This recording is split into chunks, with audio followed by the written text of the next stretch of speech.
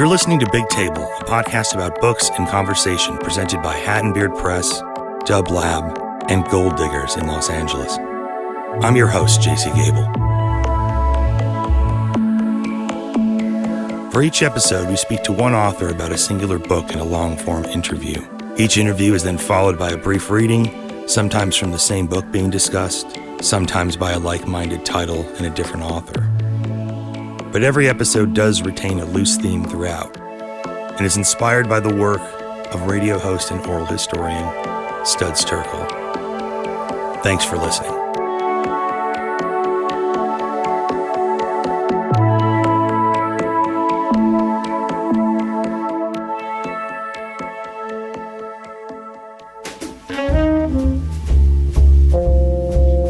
Outside of Chicago, Nelson Algren isn't as widely known today as he should be. The most Chicago of Chicago authors, Algren called the Windy City his home for the majority of his life. The city itself, and in particular the underworld and the underclasses of society, were his subject, illuminated in his most accomplished novels, Never Come Morning and The Man with the Golden Arm, which won the first National Book Award in 1950. It was also adapted into a film several years later by Otto Preminger, starring Frank Sinatra and Kim Novak.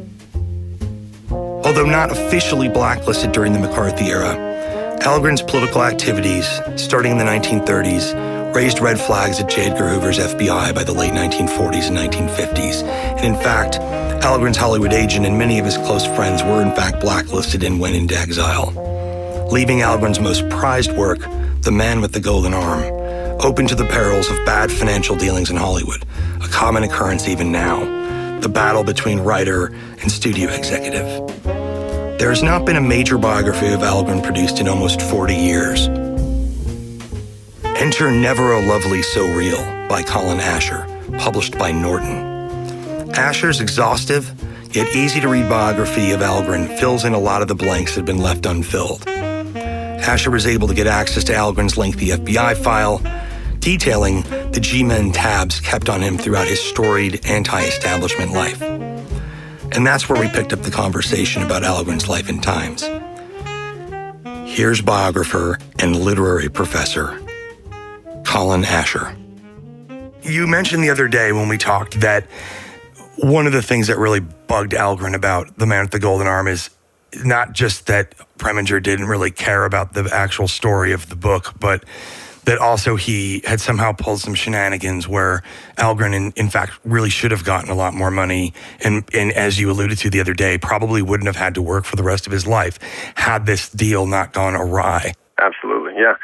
So Algren travels to Hollywood just before he wins the National Book Award. He didn't know, obviously, he was going to win it at the time, but Man with the Golden Arm had been a major success, had been on the bestseller list, wonderful reviews, and he gets an invitation from Bob Roberts to go out to Hollywood and discuss making Man with the Golden Arm into a film. Roberts is John Garfield's producer, eventually buys the rights to the film. Unfortunately, within a year, every person involved with that sale had been blacklisted. Bob Roberts was blacklisted. John Garfield was blacklisted. Algren was given some money to write a screenplay, and he worked with a co-author. That gentleman was blacklisted. Algren's agent was blacklisted. And so by 1951, the movie's dead, and Algren just simply never hears anything about it. Bob Roberts flees to England, isn't expected to come back, and Algren just sort of forgets about it. He had been paid for the rights, and he had been paid to write the screenplay, which he had done. He didn't get a lot of money, and it was out of his mind. Fast forward a number of years, up until 55, he gets a call out of the blue. An agent calls his agent and says, Otto Preminger wants to make The Man with the Golden Arm as a film. And as I say, Algren hadn't even been thinking about this for some years. There was still a production code in effect. So his feeling was, there's no way this will actually happen. But he was willing to play along, and he was willing to go to Hollywood and work on a script because he might be paid for the work. Things go awry about as soon as he gets to Hollywood. His travel is paid for, takes the Super Chief, this luxurious train out to Hollywood. and has been given the impression that he will be paid handsomely for all his time in Hollywood. Right, it was supposed to be $1,000 a week or something. Yeah, that was the initial figure he was given, $1,000 a week. Within days, he receives a series of phone calls, first telling him, well, actually $500 a week. And then later, well, less. And if you don't like it, go home. He's also questioned by an agent associated with Preminger about whether or not he's, quote, politically clear to be working in Hollywood. So shortly after Algren arrives, he gets the sense that this is not going to end well for him, and that Preminger probably is not a man that he should trust. And then he begins sort of picking up gossip. He hears a rumor that Preminger had purchased the rights to the film overseas, and that maybe the price that Preminger had claims to have paid, not what he actually paid. Now, the problem there for Algren is that his original contract for the film called for him to get cut out of any royalties if the rights were transferred. But he was supposed to get a percentage of the profit made in reselling the rights. So Preminger was claiming that he purchased the rights for exactly what Bob Roberts had bought them for. Algren hears a rumor that this is probably false. He also hadn't realized that he wasn't going to get any royalties from the film if the rights were resold. So he finds himself in Hollywood. He has already had his weekly salary reduced by more than half, and now he finds out that he's being asked to work on a film that he doesn't actually stand to benefit from financially. If he writes a hit, that means nothing to him. Because of the transfer of the rights, he's no longer eligible for any of the movie's profits. With these things in mind, he essentially blows Preminger off. He was paid to write a film treatment, and he intentionally wrote something that was unacceptable. Burns his bridges with Preminger, and then almost immediately begins looking into how to sue to prevent the film from being made. His initial objection is just to the way he's treated and the way his rights were being treated. Later on, after the film comes out, he has other objections to it. He doesn't think that it's true to his book. It's not his artistic vision. But originally, his problem with Preminger was that, this man was being duplicitous. There's not really any other way to say that. Dark came early in that country. We used old carbon lights to light up the banner strung between two poles in front of the tent, showing two boxers squaring off. It would already be dark and the carbon lights flaring when the electrician would bang on an iron ring. The barker would get up in the valley with a big horn and holler, "Ladies and gentlemen, we are bringing you here tonight and every night this week, meeting all comers, the Penobscot Strongboy, undefeated in the state of Maine. This show will pay $20 silver to any man who will last 3 rounds with him. Mind you, gentlemen, you don't have to win. Just stay 3 rounds. He is only a little man and his hands are gloved." Another book that I revisited since our last chat was Nonconformity, which I wanted to get your thoughts on that. And I think in some ways, Nonconformity, written right after Man with the Golden Arm, if I have the timeline right, is kind of Algren in his head, or at least on paper and in his head, trying to work out this kind of new danger that writers face in this kind of McCarthy era. And it seems like Nonconformity was almost like this manual for how to be a writer and use your voice for dissent. Absolutely, yeah. He writes Nonconformity in 1953. So the sequence is Man with the Golden Arm, Chicago City on the Make, and then Nonconformity. Nonconformity grew out of a speech that he wrote, an anti-Red Scare speech, after finishing Chicago City on the Make, which comes out in 1951. He's deeply concerned about the political environment. He had worked to support the Hollywood 10 and to raise money for their legal appeals. He had worked to defend Julius and Ethel Rosenberg, and a great number of his friends from throughout his career had been blacklisted and seen their careers crumble. And he decides to write this speech where he is traveling. He went to 2 different colleges that had English programs who invited him to speak to their young writers, and he has this speech excoriating all of them, right? You cannot make yourselves comfortable. You need to be challenging authority, and that he sees it as the purpose of literature, is to defend the indefensible, to challenge authority, to challenge the government. And he talks about how you can't militarize a nation, you can't criminalize speech and still expect great art. These things cannot coexist. He gave this speech in 2 different universities. He then took a part of it and turned it into a newspaper column. Again, anti-Red Scare. He was expecting that people were going to recoil from this thing. He was expecting letters to the editor calling him, a communist and anti-American. And instead, he actually got a very positive response. In the wake of that, a local publisher asked about turning his speech into a book. And in fact, there was so much excitement after the column that Doubleday, his publisher, stepped in and said that they wanted to do it as a book. So Doubleday gives him a commission to write this thing, and he writes what I think is the clearest expression of his ideas about the politics of art and of literature.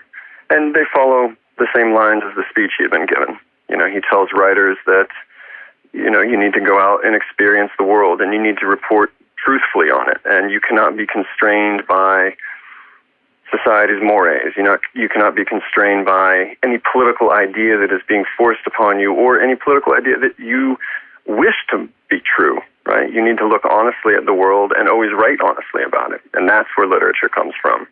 And that anything that you write in an effort to pad your wallet, in the effort to pay down your mortgage solely, he wasn't opposed to making money, but he's saying, if that is your only purpose, you're never going to create anything lasting.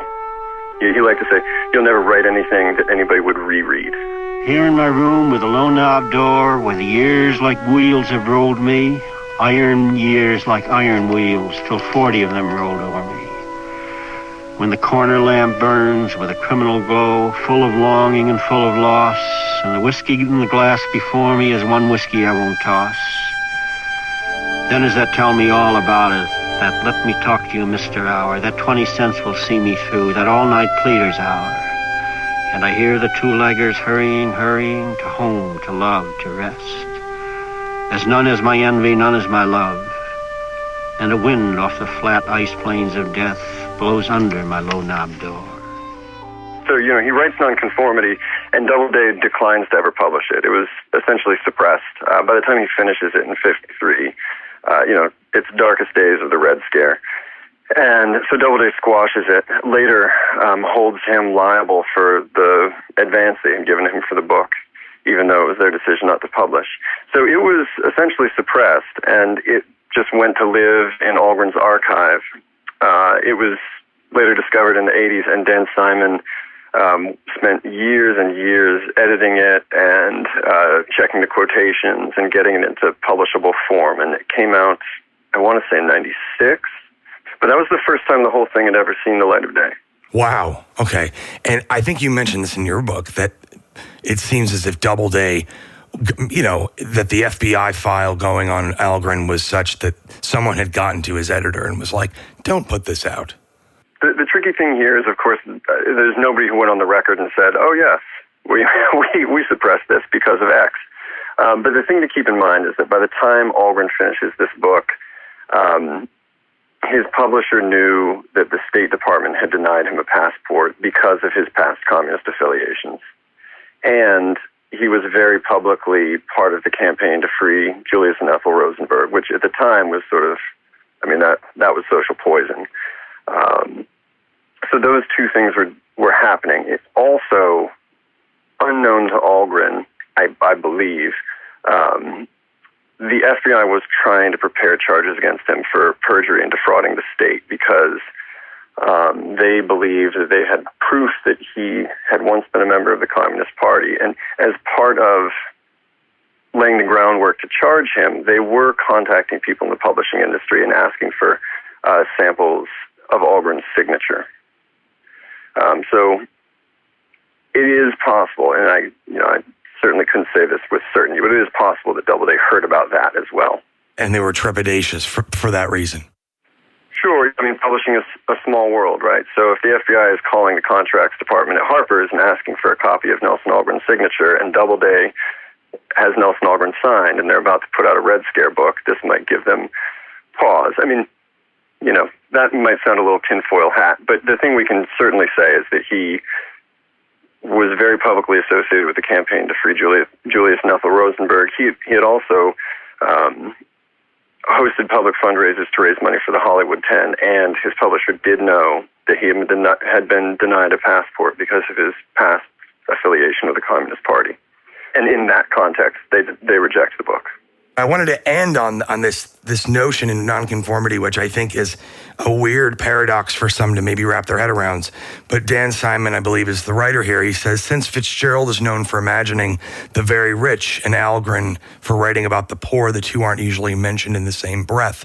But in nonconformity, Algren cites Fitzgerald and Fitzgerald alone as the father of the school to which he belongs. Do you agree with that? And if so, why? Yeah, I thank Dan for making that connection. It is obvious in the book, but I think Dan is correct to highlight it, to put his finger on it. Fitzgerald's struggle was the same as Algren's struggle. Fitzgerald was and still is associated with this class of people to which he didn't himself really belong, and which he didn't himself really approve of, right? I think any clear reading of The Great Gatsby tells you that he is writing about the lives of immoral people who he is fascinated by, but also disgusted by on some level. And this is the case for Algren as well. I think because Algren writes about the very poor, there's this common assumption that means that he approves of everything that he's writing about, or that he sees himself in these characters. And actually, I don't believe that's the case. I think that Algren sees his characters as a reflection of society's moral health, right, and the quality of the human condition in our times. I don't think that because he always chooses to write about the poor and to write about people who have criminal histories and to write about addicts and to write about sex workers, he's saying that he approves of these behaviors. And at times he was very clear about that. And I think that he was deeply troubled by the fact that people assumed that by choosing his subjects, he was signing himself onto their worldview, right? His message was not that we need to love all the people I'm writing about. His message was that these people are part of society, and whatever troubles they have are society's troubles. Whatever their faults are our faults. This, to me, goes back to that famous line from The Man with the Golden Arm, where the defrocked priest speaks to the police captain and says, I was kicked out of the church because I preached that we are all members of one another. I say that this is Algren's message to the world, not that we need to approve of the behavior of every addict or anyone who commits a crime, but that we need to understand that that person is as much a human being as the rest of us are, as much a reflection of society's moral health as the behavior of anyone else is. Epitaph, The Man with the Golden Arm. It's all in the wrist, with a deck or a cue. And Frankie Machine had the touch. He had the touch and a golden arm. Hold up, arm, he would plead, kissing his rosary once for help with the fader, sweating it out, and zing, there it was.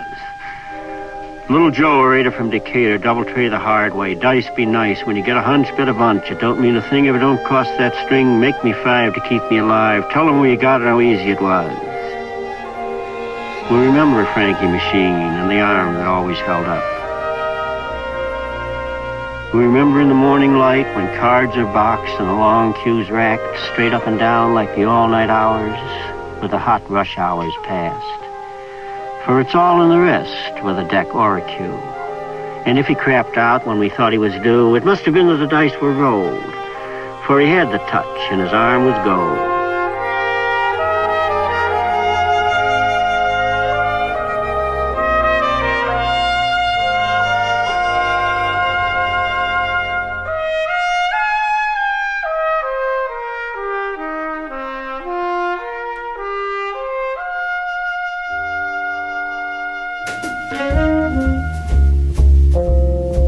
Never a Lovely So Real by Colin Asher, published by Norton, is available now in hardcover.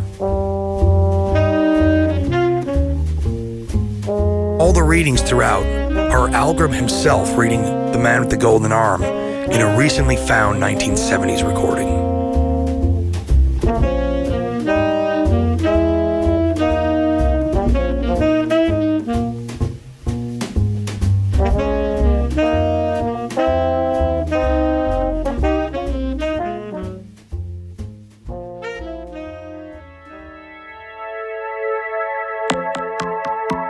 Big Table is produced and presented by Hat and Beard Press, Dub Lab, and Gold Diggers in Los Angeles, and is supported by Invisible Republic, a nonprofit arts organization based in Chicago and Los Angeles. You can learn more about their community-based programs and publications at invisiblerepublic.org. Big Table would not exist in the audio world without the expert skill sets, friendship, and dedication of sound designer Matea Bain and audio engineer Jacob Ross. Special thanks to Eric Gorman at Gold Diggers and Alejandro Ale Cohen at Dub Lab for early encouragement and engineering prowess. Thanks again for listening.